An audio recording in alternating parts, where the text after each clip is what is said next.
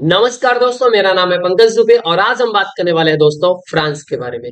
दोस्तों खबर यहाँ पे ये आ रही है कि फ्रांस के प्रेसिडेंट एमेनुअल मैक्रोन ने लेबनान के प्राइम मिनिस्टर मिकाती से बोला कि हम आपकी मदद करना चाहते हैं। तो मिकाती ने बोला, सर कैसी मदद करना चाहते हैं? तो फ्रांस ने बोला, हम आपको 108 मिलियन डॉलर प्रोवाइड करना चाहते हैं जिससे आप अपनी आर्मी को बढ़ा लो। तो उन्होंने बोला, सर आर्मी बढ़ा के क्या मिलेगा? बोलते अरे अरे, और पैसा देंगे, 400 मिलियन डॉलर आगे चल करके आपको और देने वाले हैं। आप एक काम करिए, जो साउथ लेबनान में जो हिजबुल्लाह के जो मिलिटेंट्स तुम्हारे बॉर्डर पर खड़े हैं उनको वहां से हटाइए और अपनी आर्मी को वहां पे क्या करिए, डिप्लॉय करिए। तो चलिए दोस्तों फटाफट जरा डिटेल में समझते हैं कि यहाँ पे फ्रांस क्या कर रहा है और ये सब चीजें क्या हो रही है। तो यहाँ पे दोस्तों न्यूज आती है ये कि फ्रांस मदद करना चाहता है लेबनान की। पहले बोला कि हम आपको 100 मिलियन डॉलर देने वाले हैं, आगे चल करके 400 मिलियन डॉलर देने वाले हैं।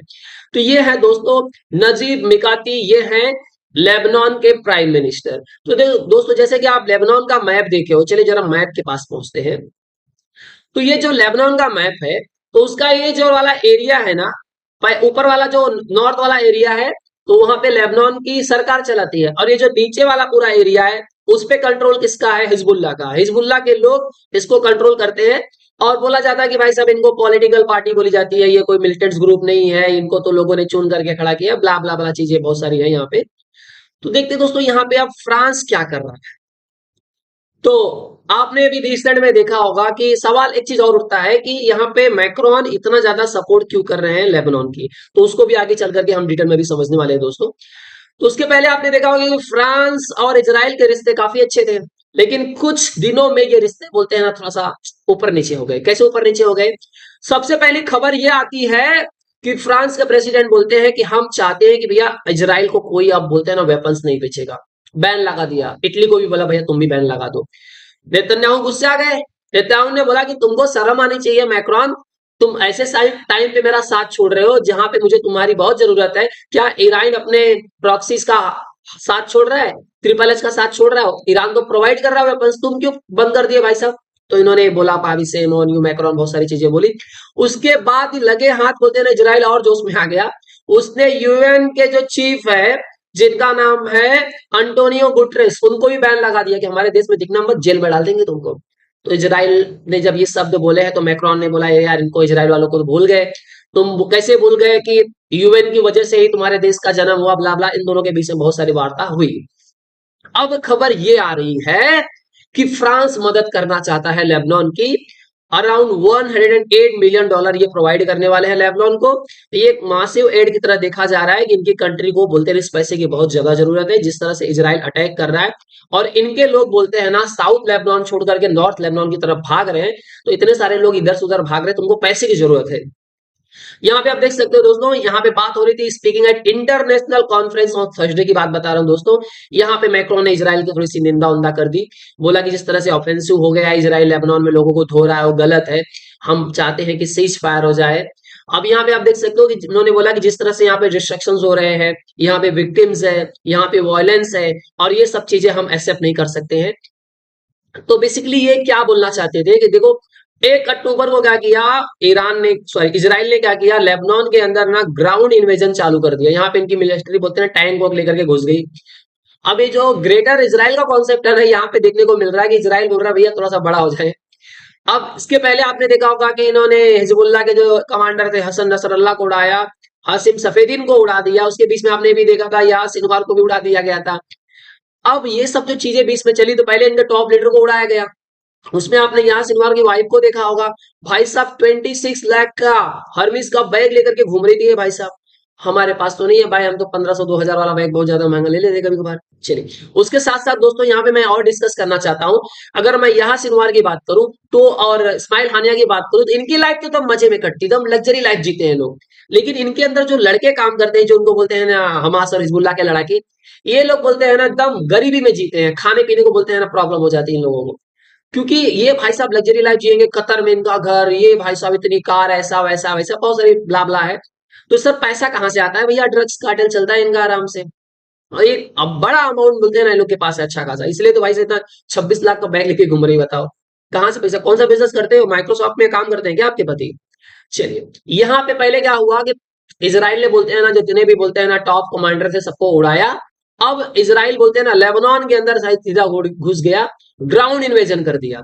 अब यहाँ पे देख लो ये जो एरिया है ना, यहाँ पे ये ब्लू वाला लाइन अगर आप देखने जाओगे, ये जो ब्लू वाला लाइन है दोस्तों, यहां से, तो ये वाले ब्लू वाले लाइन पे क्या हुआ है कि यूएन सिक्योरिटी काउंसिल ने क्या कर दिया, एक रेजोल्यूशन पास करके इसको क्या कर दिया, एक बफर जोन बना दिया है।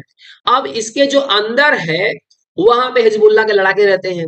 तो यहाँ पे आप देख सकते हो कि जब ये इजराइल बोलते हैं ना घुसना चालू किया लेबनान के अंदर, तो पहले यहाँ के लोगों को बोल दिया भैया यहाँ से हट जाओ, फिर यहाँ पे यहाँ के लोगों को बोला भाई यहाँ से हट जाओ, फिर यहाँ पे लोगों को बोला भाई यहाँ से हट जाओ, और यहाँ पे तो बोलते हैं ना पूरे इजराइल के बोलते हैं ना आईडीएफ यहाँ पे भरी हुई है, तो पहले इधर से भगाया, फिर इधर से भगाया, फिर इधर से भगाया, बोला भागो चलो नॉर्थ की तरफ भागो, पूरे बोलते हैं ना सिविलियंस को यहाँ से भगाया और बम मार मार के पूरा धुआं धुआं कर दिया यहाँ पे।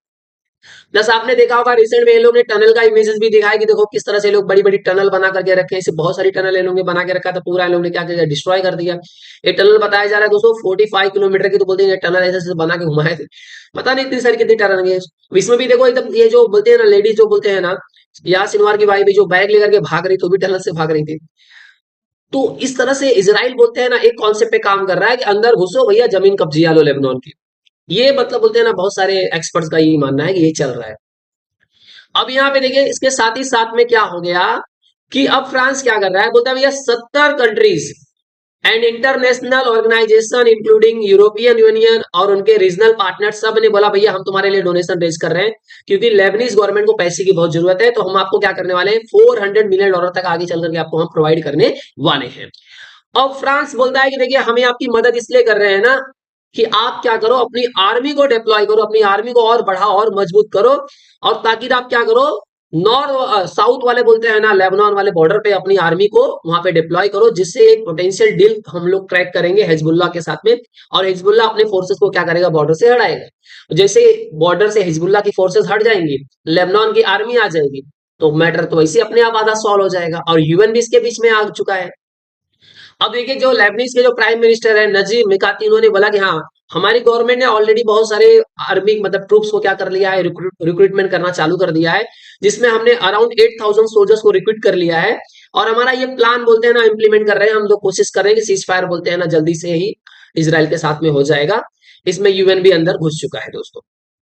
अब यहाँ पे देखिए दोस्तों, तो सवाल ये उठता है कि ये सब तो हो रहा है अच्छी बात है सर, लेकिन यहाँ पे फ्रांस का इतना ज्यादा इंटरेस्ट क्यों रहता है लेबनान के लिए? तो उसका भी रीजन है दोस्तों, क्योंकि फ्रांस ने बहुत ज्यादा इन्वेस्टमेंट करके रखा है, प्लस इनका एक पुराना रिश्ता है किसके साथ में, लेबनान के साथ में। चलिए उसको भी समझ लेते हैं। आपने देखा होगा कि इसके पहले बोलते हैं ना एक एडमिनिस्ट्रेटिव पावर यहाँ पे एकदम अच्छा खासा काम कर रहा था, फ्रेंडली रिलेशन थे लेबनान के साथ में, जिसकी वजह से जो फ्रेंच है ना वो पूरे बोलते हैं ना लेबनान में बोली जाती है और उनके स्कूलों में भी सिखाई जाती है, मतलब इतना ज्यादा महत्व है। तो ये महत्व कैसे बना उसको भी समझ लेते हैं सर। जब ओटोमन एम्पायर क्या हुआ, कोलैप्स हुआ, तो लेबनान नाम का कोई कंट्री था ही नहीं 1992 तक। उसके बाद क्या हुआ, स्टेट ऑफ ग्रेटर लेबनान का बोलते हैं ना एक पॉइंट आया भाई सब माइंड में आ गया, स्टेट बनाना है, ग्रेटर इसराइल का कॉन्सेप्ट आया, और जल्द ही बोलते हैं ना एक ट्रीटी ऑफ सिवियर्स इन 1920 में हुआ फ्रेंच रूल के अंदर। फिर जाकर के 1926 में ये बोलते हैं ना ये लेबनीज रिपब्लिक बन गए, और यहाँ पे बोलते हैं ना फ्रेंच मैंडेट कर दी गई, मतलब ये फ्रांस के अंदर ही बोलते हैं ना काम कर रहे थे। तो ये पुराना रिश्ता रहा है भाई साहब इनका। अब देखिए लेबनान ने बोलते हैं ना 1946 में फ्रांस ने क्या कर दिया, इनको पूरा आजाद कर दिया। तो मतलब 1946 तक फ्रांस क्या कर रहा था, इनके ऊपर कंट्रोल करके रखा रहा था। उसके साथ ही बोलते हैं ना फ्रांस ने अपनी सेना को विड्रॉल किया, फिर सीरिया को सीरिया भी बोलते हैं ना इंडिपेंडेंट हो गया, उसके बाद पैलेस्टीन हो गया, उसके बाद जॉर्डन। तो नंबर इन लोगों का भी लग गया, सीरिया का भी लगा, जॉर्डन का भी लगा, और फिलिस्तीन, ये लोग भी आजाद हो गए। तो अगर इसमें देखा जाए ना दोस्तों, अगर फिलिस्तीन में देखा जाए, जॉर्डन में देखा जाए और सीरिया में देखे, तो यहाँ के लोग बोलते हैं ना एकदम एक ही कैटेगरी वाले हैं। बस एक पेंसिल से लाइन ड्रॉ ड्रॉ कर करके इनको अलग कर दिया, इनको अलग कर दिया गया, बाकी सब के अंदर सिमिलैरिटी ही पाई जाती है। तो इसलिए आपने देखा होगा हमास, हिजबुल्लाह, इन लोग का बोलते हैं ना थोड़ा ज्यादा मेल मिलाप रहता है ज्यादा।